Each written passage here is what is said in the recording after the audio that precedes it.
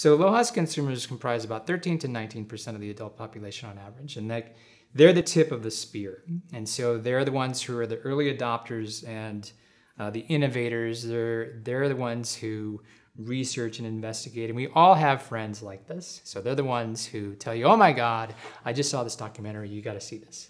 Or, oh my God, I just tried this product and it's sourced like this, and you got to try it. So they're your encyclopedia go-to people. Then the next group is, they're called Naturalites.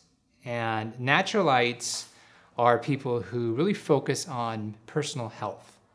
So they're really looking at things that's, what's in their body, what's on their body, and what surrounds them in terms of healthy and sustainable items. And they're really looking at from an internal health perspective of the world.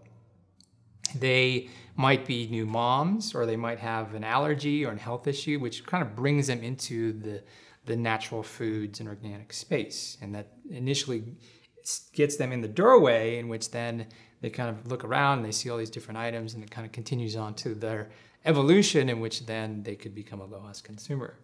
Now, the LOHAS consumers also feels much more of a kind of a global citizen. So they look at how things in the global perspective really kind of affect each other.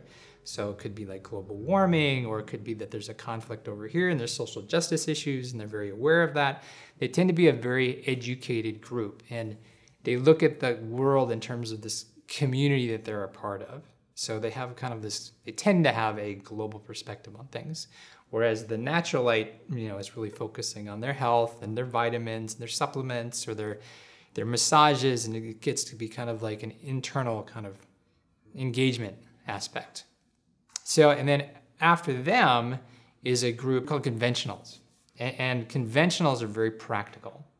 So they're very, they look at things in a very kind of practical, cost-effective way. So their engagement into kind of LOHAS items would be on a cost perspective. So for example, energy efficient cars or appliances. So like, oh, it's going to save me money. So I'm going to change out the light bulbs, not because it's the right thing to do for the world, it's because it's saving me money on my bill.